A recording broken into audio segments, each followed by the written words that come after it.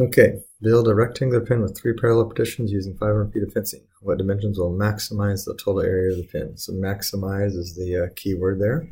So we're trying to maximize the total area. So let's draw a picture first. There's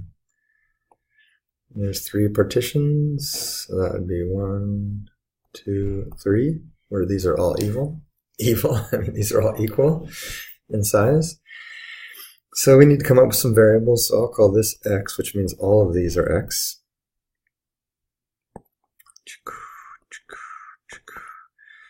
And then we're going to write the formula we want is area, which would be x times the length. And we could call that y, or we could use this 500 feet of fencing to find out what it is. So if you take these 1, 2, 3, 4, 5 x's away from 500. This would be 500 minus 5x. And then we'd have to divide that by 2 because there's 2 of them. So I'd put a 2 there.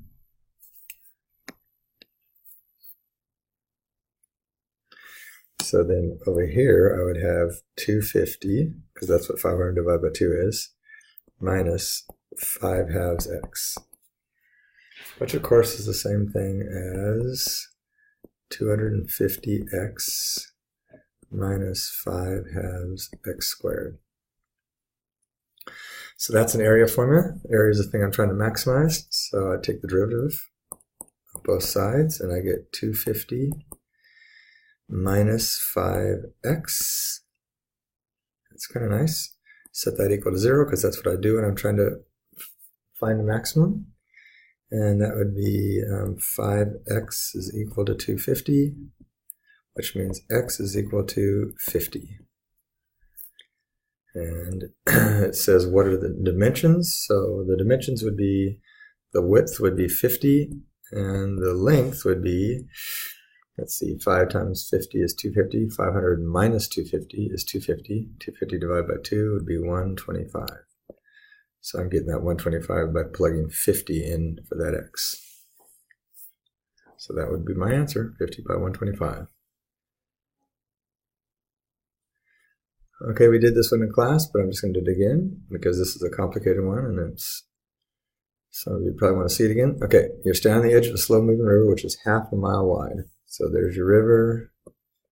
That's 1/2. You wish to return to your campground on the opposite side of the river. The campground is 1 mile down the river from where you're at. So you're down here, and that right there is 1 mile. You can swim 2 miles per hour and walk 3. We'll save that for later. What route will take the least amount of time? Least is the key word, and time is what I want to minimize. Okay, so I need to come up with a time equation. So first of all, we need to talk about the route. So I could either walk down here, swim across there to the camp, or I could swim straight to the camp, or I could walk for a while and then swim for a while. And of course, the time is going to be dependent on rate. So if we remember distance is equal to rate times time, that means that distance divided by rate is equal to time. So that's what we're going to use. We need to find the distance and we need to find the rate. We have the rates right there, so we need to find the distance. So since we don't know where he jumps in, we're going to call this x, and that really leaves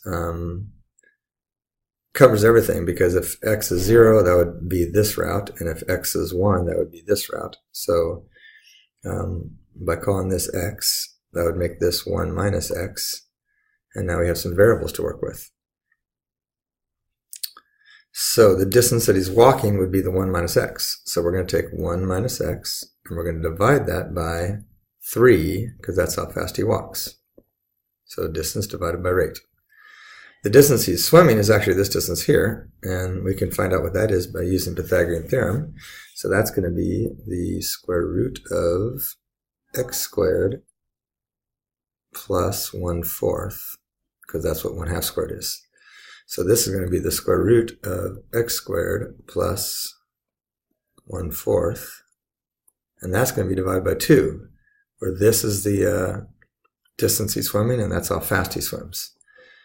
So we can simplify this a little bit. T is equal to 1/3 minus 1/3 x plus 1/2 times x squared plus 1/4 to the 1/2 power. Now we're ready to take the derivative, so that'd be t prime is equal to, the 1/3 will be 0. I mean, derivative of 1/3 is 0. Derivative of negative 1/3 x would be negative 1/3.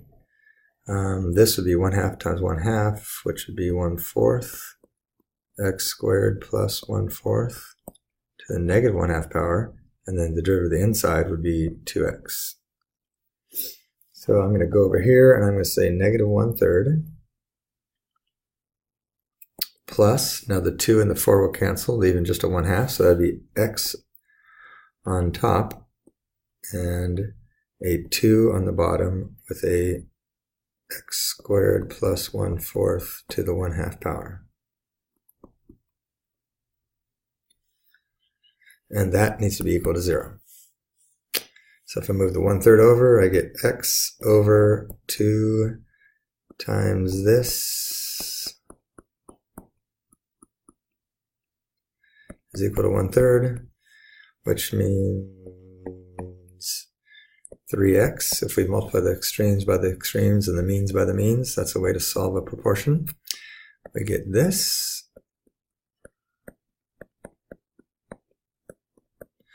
Square both sides, and we get 9x squared is equal to 4 times x squared plus 1/4, because the squared and the 1/2 will cancel out. And then that would give us 9x squared is equal to 4x squared plus 1, which means 5x squared is equal to 1, which means x is equal to plus or minus the 1 over the square root of 5, because I divide by 5 and then take the square root of both sides. The negative doesn't make any sense because that would be a negative distance, which means I'm going over that way or something like that. And we just disregard that. So my answer is the 1 over, the thing I'm interested in is a 1 over rad 5. So let me go back up and read the question. It says, what route takes the least amount of time? So I think I would say he walks 1 minus 1 over rad 5 and then swims. So in other words, we're saying he walks this distance here where there's 1 over rad 5 left, and then he swims straight across. Okay? Let's see, I think I did that class the other day. We've done that one before. What are the dimensions of a rectangle of maximum area that can be inscribed in an erased circle? We just did that one in class. That was fun. This is a good one. A field of rectangular shape is to be fenced off along the bank of a river. No, I already did that one.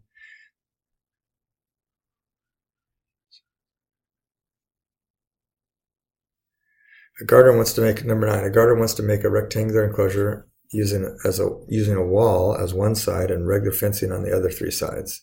So we're going to have this thick wall on one side and then fencing everywhere else. He needs the enclosure to have an area of 100 square meters. Area equals 100.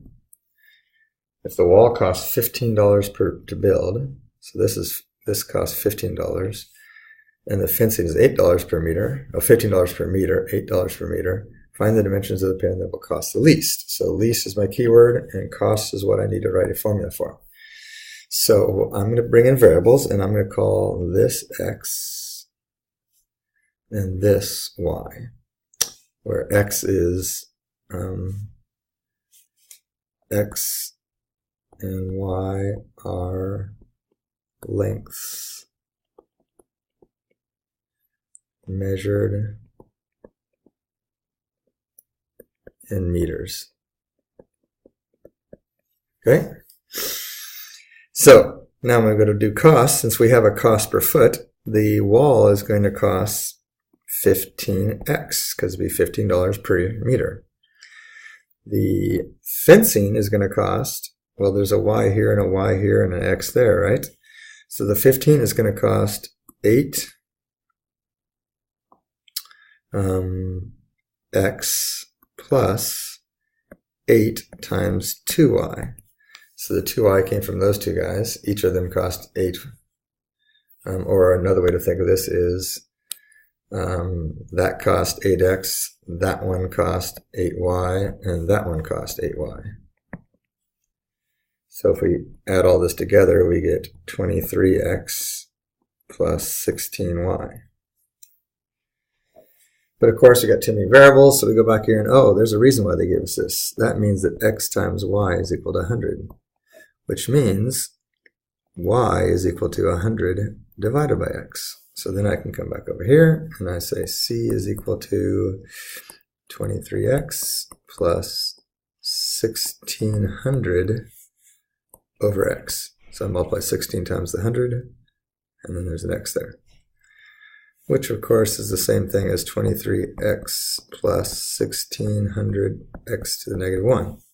Now I'm ready to take the derivative because I have a cost equation, and cost is what I'm trying to minimize. So c prime is equal to 23 minus 1600 x to the negative 2. Set that equal to 0. Which means, let's see, negative 1600 over x squared is equal to negative 23. Okay. So that would mean that negative 1600 is equal to negative 23 x squared. So 1600 divided by 23 is equal to x squared, which means if I take the square root of that, that would be 40. And the square root of that is square root of 23. And this would be plus or minus, but minus doesn't make any sense because x is a distance, a length.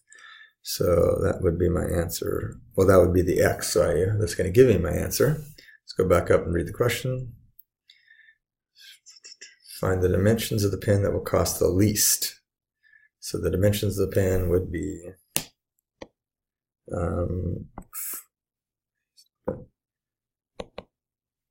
would be 40 over square root of 23 by, and how do I get y? That's be 100 divided by x, by 100 over 40 divided by rad 23, which would actually, if I simplify that, that would be, here, let's write it like this.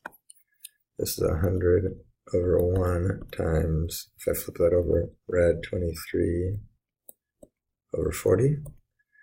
So that would really be 40 over rad 23 by, see the zeros cancel, that'd be a 5 and a 2, 5 rad 23 over 2. So that would be the dimensions.